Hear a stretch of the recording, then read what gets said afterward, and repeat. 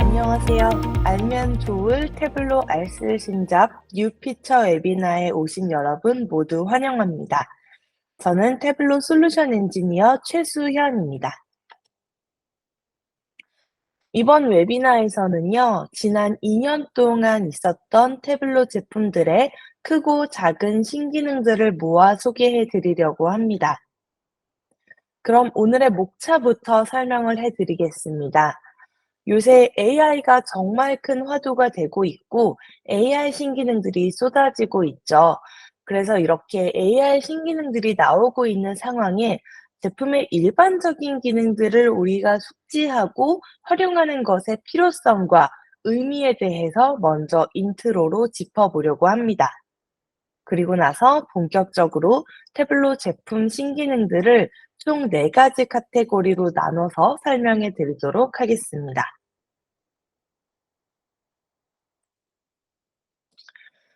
태블로는 1년에 4번 정기적인 신기능 업데이트가 있고, 이때 발표되는 신기능들은 대부분 고객 여러분들이 가장 많이 요청 주셨던 아이디어를 반영하여 만들어집니다.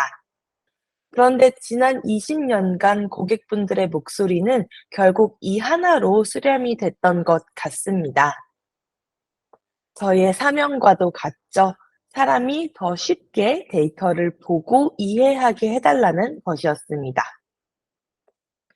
데이터 정제를 사람들이 쉽게 할 수 있게 해주는 태블로 프랩, 시각화를 사람들이 쉽게 할 수 있게 해주는 태블로 데스크탑, 그리고 그 인사이트를 사람들과 쉽게 공유하고 협업할 수 있게 해주는 서버 혹은 클라우드까지 저희의 기본이 되는 3가지 제품 모두 사람들이 쉽게 할 수 있게 해주는 것이 포인트입니다. 그리고 태블로는 최근 AI 기능들과 함께 이제 사람들이라고 말하던 수준을 넘어서 정말 누구나 분석을 할 수 있게 해 드리겠다는 메시지를 전하고 있습니다. 그런데 AI 시대로 넘어가려는 이때 여러분 기업에 이미 데이터 레디니스, 데이터 컬처가 준비가 차근차근 되어 있다면 다른 기업들보다 한 발 빠르게 스무드 랜딩을 하실 수 있을 겁니다. 트레디셔널 레포팅을 넘어 셀프 서비스 분석 환경을 갖추기 위해 이미 태블로를 활용해 오셨던 기존 고객이라면 어느 정도 데이터 레디니스와 데이터 컬처를 갖춰져 가고 있을 것이고, 이것들이 AI 환경의 초석이 되기 때문에요. 사실 현재 태블로 기본 제품을 잘 쓰시려고 노력하는 것은 곧 미래의 AI 기술 활용을 위한 준비 운동이나 다름이 없습니다. 뿐만 아니라 AI 기능들이 등장한다는 건 이제 더 많은 사람들이 데이터를 만질 수 있게 된다는 것인 만큼 일반적인 대시보드 여러 개를 만드는 것보다 단 하나라도 가치 있는 대시보드를 만드는 것이 유의미해집니다. 따라서 오늘 알려드릴 신기능들이 첫째, 남들보다 빠르게 AI 분석 환경으로 발돋움할 수 있는 데이터 레디니스를 갖추시고, 둘째, 동시에 AI 시대에도 활용되는 더 가치 있는 대시보드를 만드시는 데에 도움이 되시기를 바라는 마음으로 오늘 세션 시작해 보도록 하겠습니다. 네, 그럼 지금부터 본격적으로 신기능들을 살펴볼 텐데요. 앞으로 여러분이 보실 장표들은 이렇게 구성이 되어 있습니다. 먼저 왼쪽 상단에는 신기능 이름이 나올 겁니다. 그리고 그 하단에는 이 기능이 어느 카테고리에 속하는지 보여주는 내비게이터가 있습니다. 그리고 이 기능들을 어떻게 소개할까 고민을 하다가요, 가운데 위쪽에 고객 여러분이 이런 구현을 하고 싶다고 생각하셨을 상황, 즉, how to 질문을 적어뒀습니다. 그리고 이 신기능이 없었던 시절에는 어떤 워크어라운드를 통해 했었으나, 신기능을 통해 어떻게 해결되었는지를 보실 수 있게 구성이 되어 있습니다. 태블로의 AI 파워드 기능부터 살펴보고자 하는데요. 사실 올해 말과 내년에 출시를 앞두고 있는 AI 기능들이 더 많지만 일단 이미 출시된 AI 기능들부터 먼저 짚어보도록 하겠습니다. 데이터 스토리는 대시보드에 대한 자연어 설명을 자동으로 생성해주는 기능입니다. 내가 만든 게 아닌 대시보드를 처음 봤을 때 어디서부터 어떻게 봐야 할지 난감했던 경험이 한 번쯤은 있으실 겁니다. 대시보드 작성자가 텍스트로 설명을 친절하게 적어 놓는다 해도 데이터가 업데이트 될 때마다 그 텍스트를 다시 수기로 작성해야 하는 불편함이 생기죠. 이제 태블로 AI 덕분에 대시보드에서 데이터 스토리 개체를 드래그 앤 드랍해서 쉽게 자연어 설명을 생성할 수 있게 되었습니다. 팝업창이 뜨면 스토리를 생성할 워크시트를 선택하고 스토리에 포함시킬 차원값과 측정값을 지정합니다. 필요 없다면 무시할 필드로 뺄 수도 있습니다. 그리고 분석할 필드들의 관계를 가장 잘 표현해주는 타입까지 이 네 가지 중에 하나를 선택을 해 주시면 이 뷰에 대해 자연어로 주요 내용들을 설명해 주는 데이터 스토리가 생성이 됩니다. 이제 세팅 버튼을 눌러서요. 총 6가지 영역에 대해 조금 더 자세히 세팅을 조정해 보겠습니다. 첫 번째로 내러티브 영역 아래로 가면 각 설명 세부 항목들의 드릴다운 최대 개수를 조정할 수도 있고요. 이렇게 두 개로 줄어들어 있는 걸 보실 수가 있죠. 그리고 아날리틱스 영역에 가면 사용할 분석의 종류를 지정할 수도 있습니다. 참고로 폰트 사이즈도 조정하실 수가 있어요. 자, 그럼 이번에는 편집 버튼을 한번 클릭을 해 볼게요. 편집 버튼에서는 이 데이터 스토리가 보여지는 디스플레이적 관점에 대해서 편집할 수가 있는데요. 필요하다면 작성자가 수기로 추가 설명을 작성을 해줄 수도 있고요. 필요 없는 섹션이 있다면 숨김 처리를 해 주실 수도 있습니다. 이처럼 데이터 스토리는요, 이 뷰에 대한 자연어를 설명을 쉽게 이제 생성을 해서 누구나 데이터를 잘 이해할 수 있도록 해주는 그런 기능입니다. 다음은 데이터 가이드입니다. 대시보드를 만들었다면 이제 여기에서 Why라는 질문에 대한 인사이트를 발견을 해야 할 텐데요. 그걸 도와주는 게 바로 데이터 가이드입니다. 여기 이렇게 슈퍼스토어라는 가상의 리테일 기업의 매출과 수익 대시보드가 있습니다. 우측 상단에 있는 표지판 모양의 아이콘을 클릭하면 바로 데이터 가이드 기능이 실행이 되는데요. 상단에는 이 뷰를 보는 사람들을 위한 설명을 텍스트로 적어 두거나 아니면은 추가 리소스 링크를 이 밑에서 좀 걸어 둘 수도 있고요.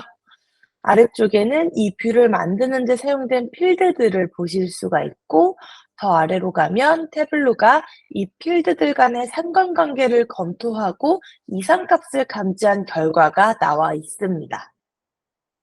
만약 대시보드 전체가 아니라 특정 시트나 특정 마크를 클릭을 하면 다시 거기에 해당하는 데이터 가이드로 리프레시가 됩니다.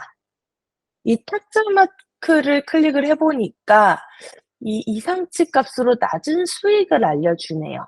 그리고 클릭하고 들어가면 그 이유를 상세히 볼 수가 있는데요. 탁자 같은 경우에는 한 개의 극한값 때문에 유독 수익이 낮아졌고, 이는 정태훈이라는 소비자에게 김성식 담당자가 판매했던 주문건이란 내용이 나옵니다. 이게 만약에 필요하다면 이 내용을 별도의 시트로 다시 빼서 자유롭게 추가적인 분석을 이어나가실 수도 있어서요. AI를 통해 모두가 쉽게 인사이트 발견을 시작할 수 있게 해주겠다라는 그런 태블로의 취지에 딱 부합하는 기능이라고 말씀드릴 수 있겠습니다.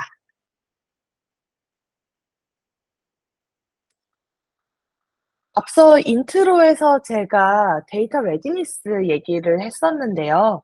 태블릿 프랩을 잘 쓰는 것이야말로 데이터 레디니스로 가는 지름길일 것 같습니다. 그럼 지금부터는 프랩에서 어떤 신기능들이 있었는지 살펴볼게요. 가장 신버전인 2023.3에 출시된 따끈따끈한 신기능입니다. 태블릿 프랩에서는 일단 데이터 정제 과정 중에는 샘플링된 로우들로 작업을 한 후에 최종적으로 전체 작업을 할 때에 풀 데이터에 적용되게끔 할 수가 있는데요. 이때 샘플링 로직을 선택할 수 있는 옵션이 있습니다. 이 왼쪽에 보시는 화면은 기존 버전 화면이고요. 오른쪽이 2023.3 버전인데요. 오른쪽 2023.3 버전 맨 아래에 보면 빨간색 네모로 Stratified, 층화 샘플링이라는 새로운 옵션이 기존 두 개에 더해 추가되어 있는 걸 제가 표시를 해둔 걸 보실 수 있는데요. 실제 태블릿 프랩으로 이동해서 보여드릴게요.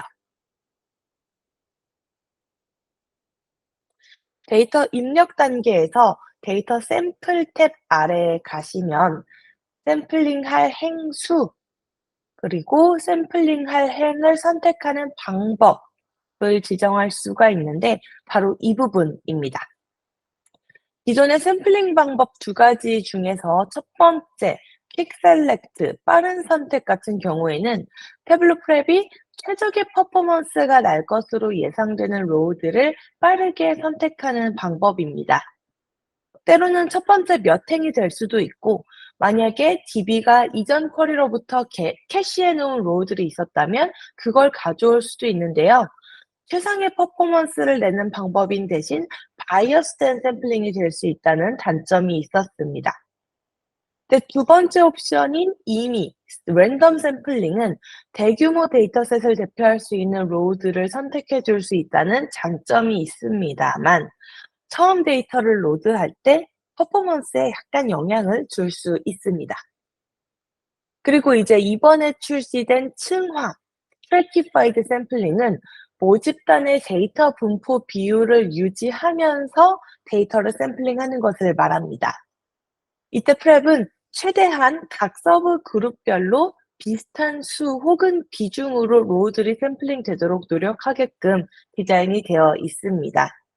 따라서 여러분이 내 분석 내용에 따라 적절한 필드를 선택하시면 됩니다. 이 옵션은 이제 AI, 머신러닝이 대두되는 시대에 좀 대용량의 데이터에서 전체 특성을 대표할 수 있는 샘플링을 하고 싶다 할 때 좋은 옵션이 될 것 같습니다. 다음 기능입니다. 아마 엑셀 지옥에서 자유로운 직장인들은 거의 없을 건데요. 특히나 우리 회사의 특정 시스템에서 매일, 매주 혹은 매달 엑셀이나 CSV로 떨어지는 데이터가 있고 이걸 태블로로 매번 붙여주고 계시다면 매우 귀찮은 일일 텐데요. 그럴 때 사용할 수 있는 기능이 와일드카드 유니온입니다. 이 와일드카드 유니온을 사용하면 조건 필터를 걸어서 유니온을 할 수 있는데요. 자동으로 되게끔 할 수 있는데 이때 사용할 수 있는 조건 필터의 종류가 훨씬 다양해졌습니다. 데이터 입력 단계에서 테이블 탭 아래에 가시면요.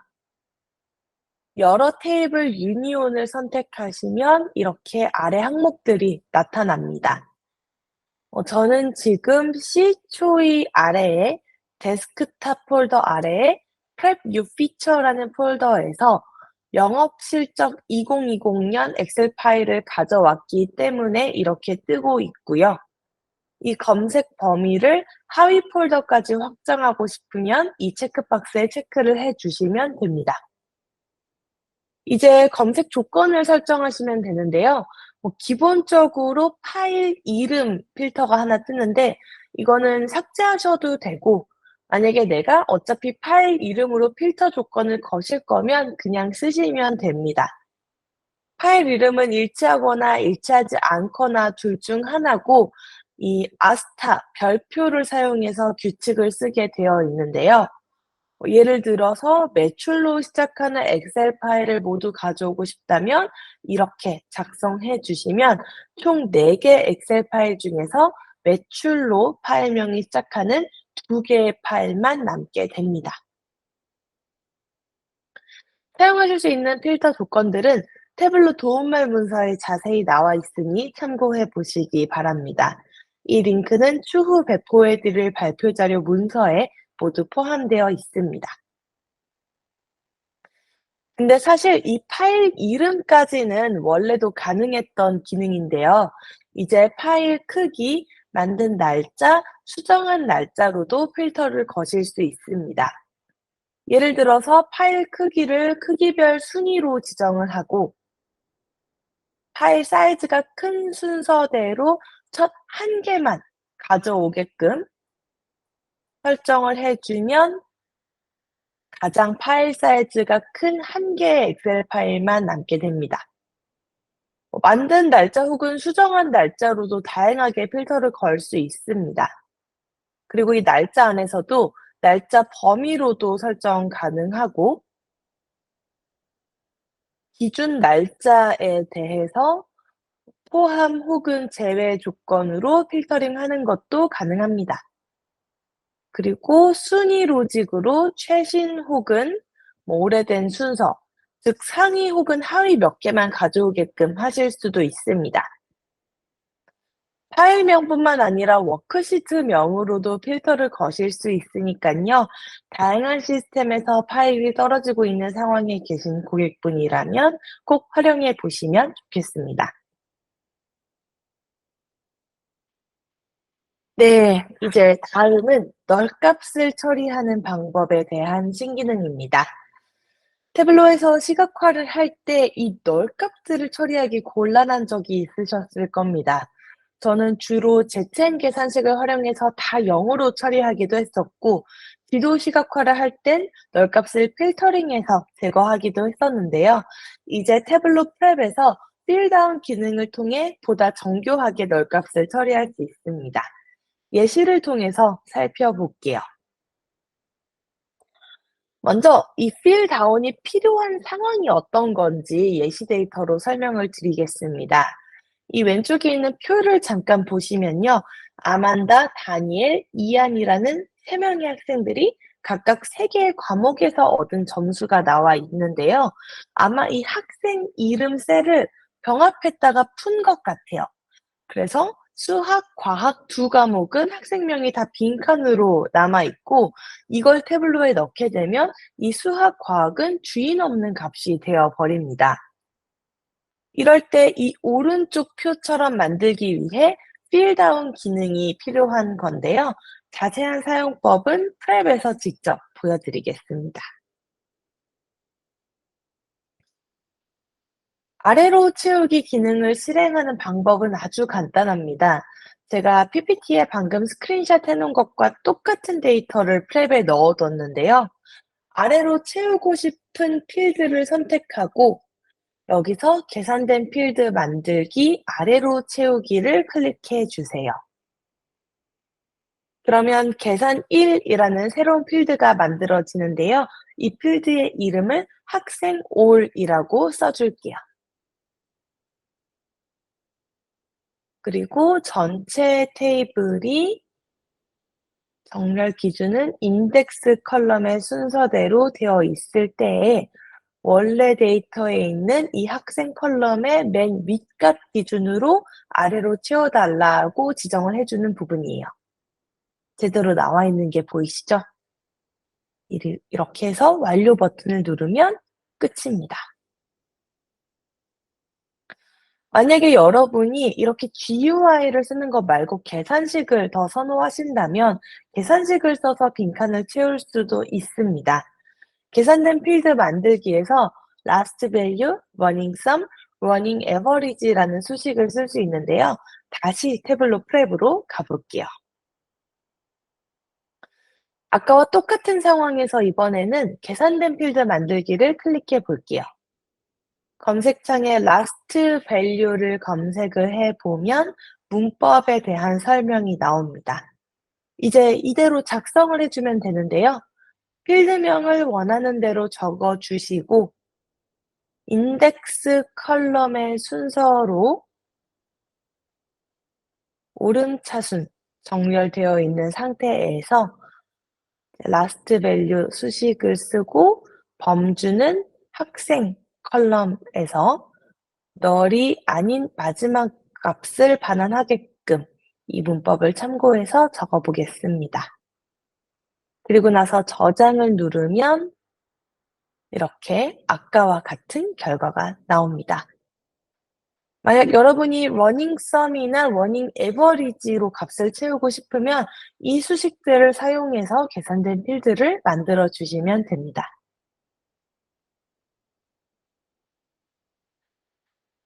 다음 기능은 출력물을 출력하실 때 쓰실 수 있는 기능인데요. 이 출력물의 제목에 파라미터를 쓰실 수 있게 되어서 언제 출력되어 나온 출력물인지 자동으로 제목에 표기될 수 있게 되었는데요. 아까 프랩 화면으로 다시 돌아가 볼게요.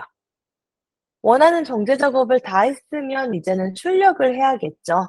그래서 출력 단계를 추가를 해 주시면 출력물 형식과 제목 등을 설정하실 수 있는데요. 여기에 실행 날짜 혹은 실행 시간까지도 제목에 자동으로 반영되게끔 하실 수 있습니다. 저는 오늘 날짜의 학생 시험 점수라고 제목을 정해 보겠습니다.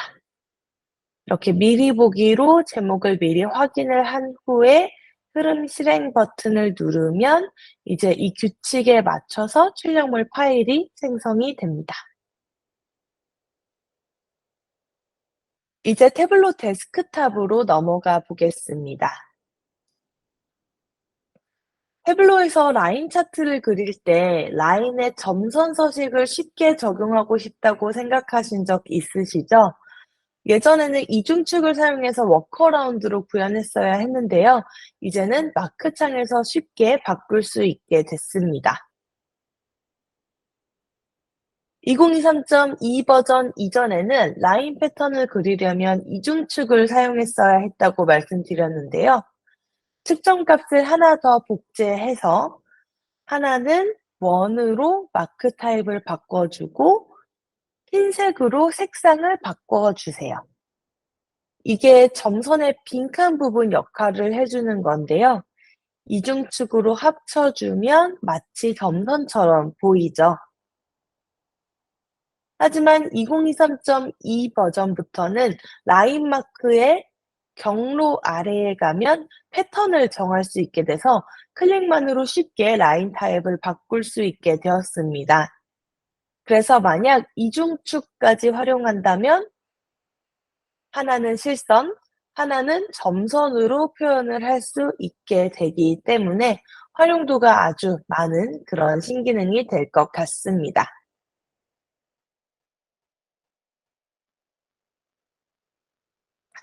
다음으로 데스크탑에서 소개해 드릴 기능은 이미지 역할 기능입니다. 태블로 쓰면서 이렇게 이미지가 들어간 차트 만들고 싶은 적이 있었던 분 아마 꽤 많으실 텐데요. 예전에는 이런 뷰를 만들려면 사용자 지정 모양을 등록하는 워크어라운드로 구현했어야 하는데요. 이제는 이미지 역할이라는 새로운 데이터 타입이 나왔습니다. 실제로 보면서 자세히 설명드릴게요. 2021.4 버전 이전에 이 뷰를 만들었던 방법은 정확히는 사용자 지정 모양을 사용하는 것이었습니다.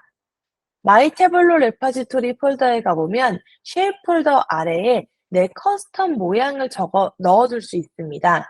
이렇게 되면 모양 마크 타입으로 뷰를 일단 만든 다음에 모양표 선택에서 커스텀으로 미리 집어넣은 모양 이미지를 선택하고 일일이 각 값들에 할당해주는 방식으로 이 뷰를 구현할 수 있습니다. 하지만 이 방법은 번거로울 뿐만 아니라 이미지가 혹시 바뀐다면 내 태블로 리파지토리 안에 커스텀 모양 이미지들을 다시 바꿔 넣어줘야 했는데요. 2022.4 버전부터는 이제 이미지 역할이라는 데이터 타입이 생겨서 아주 쉬워졌습니다. 이렇게 여러분이 웹상에 존재하는 이미지의 URL을 데이터 안에 필드로 넣어 놓는 건데요. 데이터를 보시면 이렇게 필드로 하나 이미지의 URL이 들어가 있는 걸 볼 수가 있습니다. 이렇게 데이터를 입력해주고 나서 이 컬럼의 데이터 타입만 변경해주면 바로 이미지를 불러올 수 있게 됩니다. 참고로 현재 버전의 하나 이전 버전인 2023.2 버전부터는 GIF도 지원되고 있으니까요. 더 재미있는 시각화를 많이 만들 수 있을 것 같습니다. 다음은 동적 축 제목입니다.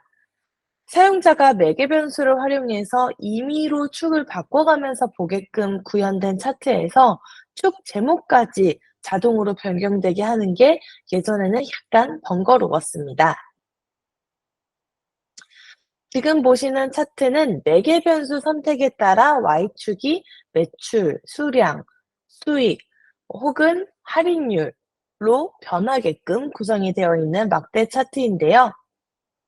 2023.1 이전 버전에서는 축 제목이 사용된 필드 제목 그대로 고정되고 바뀌진 않습니다.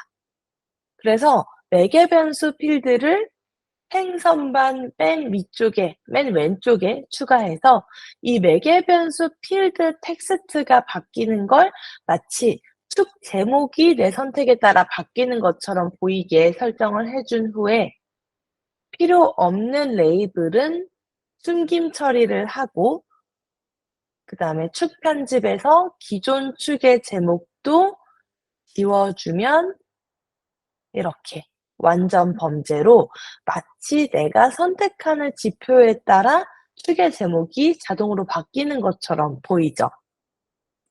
이렇게 워크어라운드로 구현할 수는 있지만 이렇게 하면 번거로운 서식 작업을 많이 거쳐야 하고 단순히 서식만을 위해 매개 변수 필드가 선반 위에 추가돼야 해서 아주 깔끔한 모습은 아닙니다. 네, 2023.1 버전부터는요. 축 편집에서 축 제목에 매개 변수를 적용할 수 있게 되었습니다.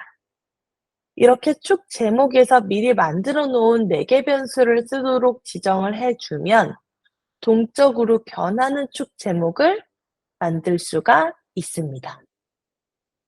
그래서 크리에이터의 편의성은 더 커지고 뷰의 인터랙티브함도 같이 커지는 그런 기능이라고 볼 수 있을 것 같습니다.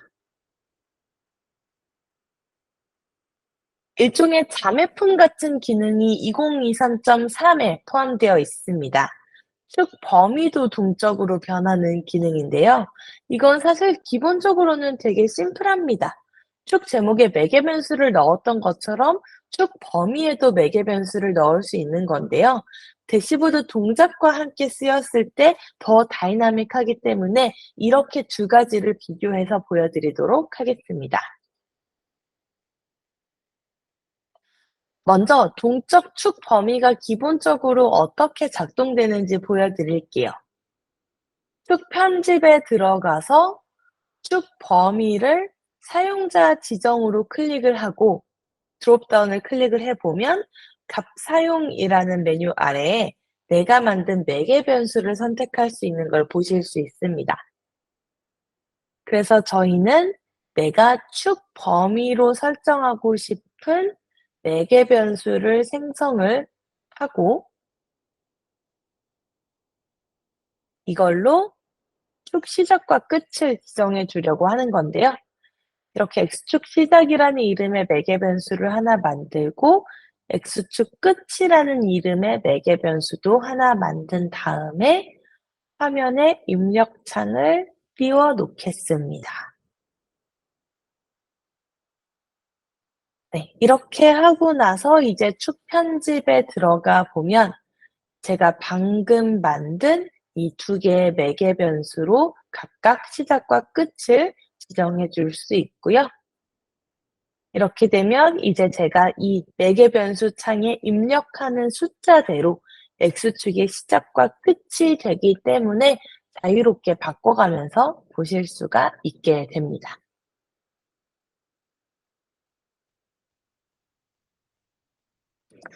그럼 이번에는 대시보드 동작의 매개 변수 변경 기능과 한번 결합해서 보여드릴게요. 이렇게 대시보드에 소스 시트, 타겟 시트 두 개의 시트를 만들어 뒀습니다. 그런데 오른쪽 막대 그래프에서 레이블, 잠금 장치, 봉투, 용지의 매출의 막대 길이가 별로 차이가 나지 않아서 얼마나 차이가 나는지 확연히 보이지가 않습니다. 만약에 소스 시트를 필터로 사용한다면 이것들만 이렇게 확대해서 볼 수는 있겠지만 저는 뷰 안에 다른 제품 항목들도 이렇게 막대로 남겨 놓고 싶어요. 이럴 땐 매개 변수 변경 동작을 생성해 놓습니다. 하나는 타겟 시트의 X축 시작, 하나는 X축 끝 용도로 제가 미리 만들어 둔 건데요. 들어가서 보시면 저희가 동작축 범위 소스 시트라고 이름 적어 놓은 왼쪽의 삼포도 차트가 원본 시트가 되게 선택을 해 주고 X축 시작이라는 매개 변수가 원본 시트의 매출 합계 필드의 최소값이도록 설정되어 있습니다. X축 끝도 마찬가지인데요. X축 끝이라는 매개 변수가 원본 시트의 매출 합계 필드 최대값이도록 설정되어 있습니다. 이제 대시보드에 와서 타겟 시트의 X축 범위가 X축 시작과 끝 매개 변수로 되어 있는지 확인을 해 주시고 실행을 해 봅니다. 내가 선택하는 범위에 맞춰서 축 범위가 이렇게 바뀌는 거를 보실 수가 있습니다.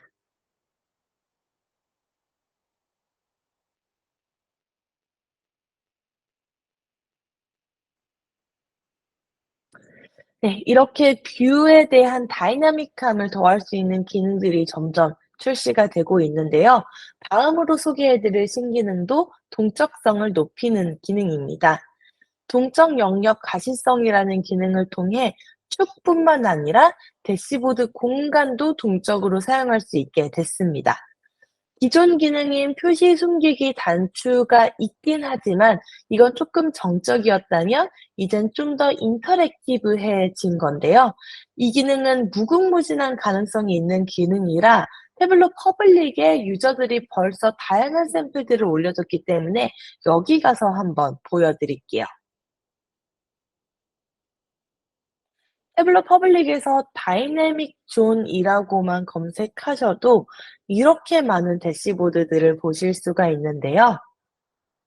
이 유저 같은 경우에는 이 동적 영역 기능을 통해 줌인과 콜lap싱을 구현해 뒀네요.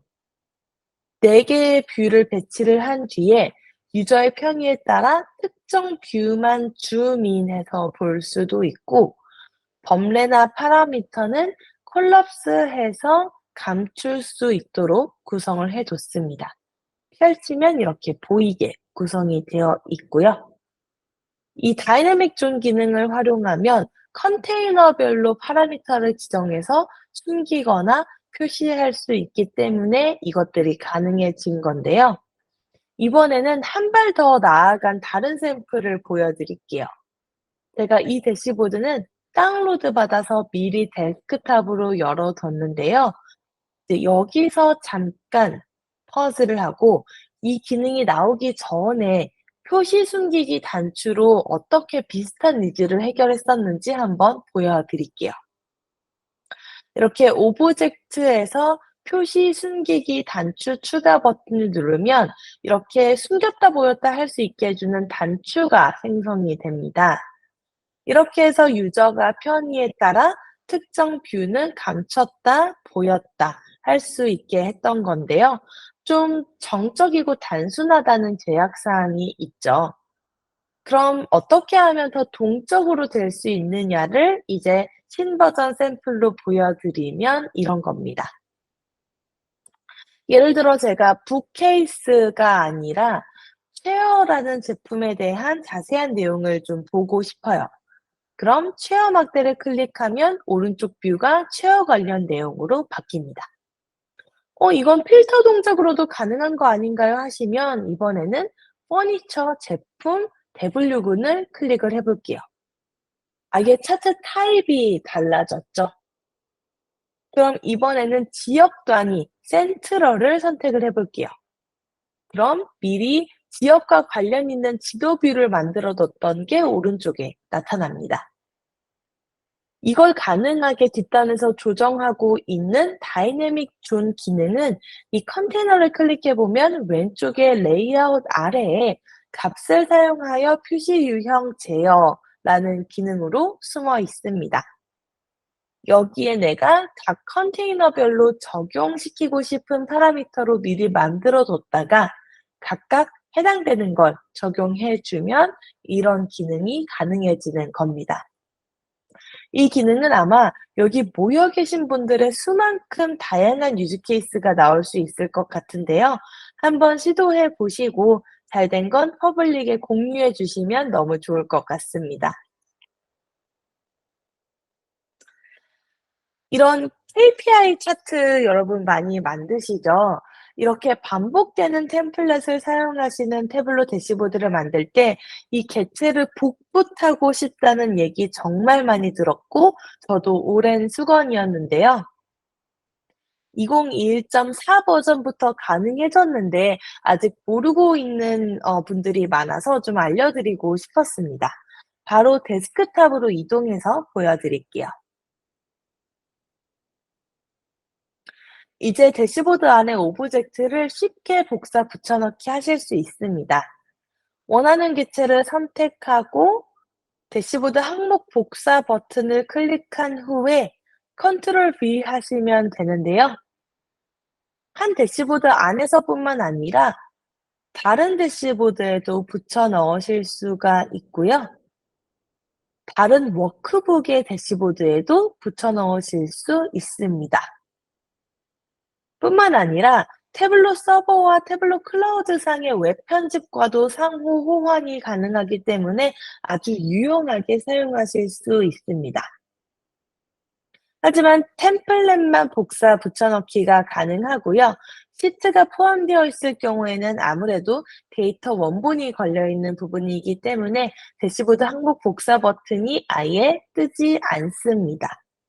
따라서 이 점은 유념해 주시고 템플릿을 반복해서 사용해야 할 때 유용하게 사용해 주시면 되겠습니다.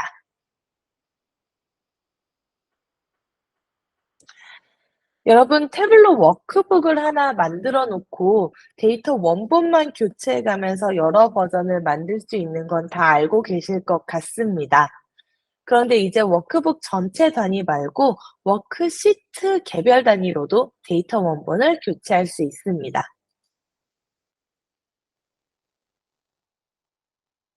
이렇게 제가 데스크탑에서 3 개의 데이터 원본을 넣어 뒀고요. 각각의 데이터 원본을 사용하는 3 개의 워크시트를 만들려고 합니다. 그러면 이렇게 복제 기능을 사용해서 쉽게 만드실 수 있잖아요. 그래서 이렇게 2023년의 워크시트를 만들려고 하고요. 데이터 아래 들어가서 데이터 원본 바꾸기를 클릭해서 현재 워크시트만 바꾸기에 체크박스에 체크를 해준 다음에 현재 2022년으로 되어 있는 걸 2023년으로 바꿔주면 이렇게 2023년의 데이터 원본을 사용하는 시트가 쉽게 복제해서 만들어졌습니다. 지금까지 이제 여러분이 데스크탑에서 뷰를 만드실 때 유용하게 쓰실 수 있는 기능들을 말씀드렸고요. 다음은 세일즈포스와의 연동 부분입니다. 여러분, 분석은 태블로에서 수행하고 비즈니스 액션은 세일즈포스에서 취하는 게 현재까지의 방식이었다면, 이제 태블로 대시보드 안에서 세일즈포스로 나가지 않고도 바로 워크플로우를 수행하실 수가 있습니다. 태블로 대시보드 오브젝트 중에서 워크플로우를 대시보드에 추가하면 이런 파란 버튼이 생기고요. 세일즈포스에서 어떤 워크플로우를 수행할지 설정해 줄 수 있습니다. 예를 들어서 태블로에서 대시보드로 확인한 유망 고객의 어퍼튜니티를 생성한다거나 주요 고객군에게 이메일을 전송한다거나 제 태블로 대시보드에서 눈에 띄었던 고객 불만 접수 케이스를 에스컬레이션 하는 등의 액션들을 세일즈포스에서 하는 것을 바로 태블로 대시보드에서 이 버튼을 통해서 수행하실 수 있습니다. 태블로가 분석을 넘어 비즈니스 액션까지 이어주는 방향으로 발전하고 있는 걸 느낄 수 있는 부분으로 보입니다. 다음은 태블로 서버 클라우드 및 개발 어드민 확장 부분 신기능입니다. 드디어 태블로 브릿지를 리눅스 OS에도 설치할 수 있게 되었습니다. 태블로 클라우드를 사용하시는 고객분들은 프라이빗 네트워크 안에 있는 데이터, 그러니까 온프레미스 데이터베이스 혹은 프라이빗 네트워크 안에 구축한 클라우드 데이터베이스를 데이터 소스로 쓰실 때 태블로 브릿지라는 무료 소프트웨어를 다운로드를 받아서 연결을 하셔야 하는데요. 기존에는 이 태블로 브릿지를 윈도우 OS에만 설치할 수 있어서 보통은 윈도우 OS 서버 혹은 랩탑에 브릿지를 설치해서 사용을 하셨었습니다. 하지만 이제는 리눅스 컨테이너 위에도 설치할 수 있게 됨으로써 리눅스를 활용하는 고객분들도 태블로 클라우드의 접근성이 한 발짝 더 가까워지게 됐습니다. 다음은 커스텀 데이터 레이블링이라는 기능인데요. 태블로에는 두 가지 애드온 제품이 있습니다. 하나는 어드밴스드 매니지먼트 애드온, 하나는 데이터 매니지먼트 애드온인데요. 그 둘 중 하나인 데이터 매니지먼트 애드온이 있으면 태블로 카탈로그라는 기능을 쓰실 수 있고, 그 태블로 카탈로그라는 기능의 구성 요소 중 하나가 이 데이터 레이블링입니다. 이 기능이 조금 더 업그레이드가 되었는데요. 데이터 레이블이 있으면 이렇게 레이블이 뜨고요. 해당 내용을 볼 수 있는데요. 기존에는 인증 혹은 데이터 품질 경고만 있던 곳에 이제는 데이터 레이블이라는 이름 아래에 민감도 레이블이나 더 많은 기타 레이블을 추가할 수 있게 되었습니다. 예를 들어서 민감도 레이블 같은 경우에는 보안에 특히 유의해야 하는 데이터 원본에 붙여서 활용하실 수가 있습니다. 이런 식으로 사용자들이 확인할 수 있게 되겠죠. 그리고 이 외에도 사내에 다양한 경우의 수가 있을 것이기 때문에 이 데이터 레이블이라는 메뉴가 따로 생겼는데요. 이 메뉴를 클릭하고 들어가서 신규로 생성을 하실 수도 있고요. 필요하다면 새로운 범주까지도 만들어서 새로운 레이블을 생성하실 수가 있습니다. 그리고 만약에 기존에 만들어져 있는 데이터 레이블을 편집하고 싶다라고 한다면 이렇게 레이블의 색상을 바꾼다거나 메시지를 바꾸는 식의 작업도 하실 수가 있습니다. 다음은 인베디드 아날리틱스 쪽 업데이트입니다. 요새 태블로 인베디드 정말 핫하죠. 그런데 혹시 태블로 인베디드 아날리틱스가 뭔지 처음 들어보시는 분들을 위해서 아주 간단히 설명을 드리면 태블로 대시보드를 기업의 대외 포털이나 어플리케이션, 솔루션 혹은 모바일 앱 등에 내장을 해서 사용자가 이 환경에서 벗어나지 않고서 자연스럽게 태블로 파워드 대시보드를 활용할 수 있게 하는 것을 이야기합니다. 그래서 이 인베디드 애널리틱스는 잘 활용하시면 데이터 모네타이제이션에 아주 좋은 방법이 되는데요. 근데 사실 이건 어쩔 수 없이 개발이 들어가는 영역인 거라 현업분들에게는 당연히 좀 두려운 장벽이 있었습니다. 근데 저희 태블로는 셀프 서비스 솔루션이잖아요. 그래서 아예 API를 활용하는 코드를 태블로가 제너레이션 해주는 임베딩 플레이그라운드라는 사이트를 만들어 냈습니다. 여러분이 이 위에 보시는 이 URL을 입력하고 들어가면 태블로 임베딩 플레이그라운드 웹사이트로 들어가지고요. 팝업 창에서 일단 샘플 대시보드로 작업할 건지 바로 내 태블로 뷰 URL을 집어넣고 작업을 할 건지를 선택을 먼저 하시면 됩니다. 저희는 샘플로 한번 살펴볼게요. 그러면 위쪽에는 대시보드 프리뷰 화면이 이렇게 뜨고요. 아래쪽으로 가시면 이 화면을 구성하고 있는 코드 창이 실시간으로 업데이트됩니다. 그리고 왼쪽에 보시면 이 대시보드에 작업할 수 있는 임베딩 작업 메뉴들이 뜹니다.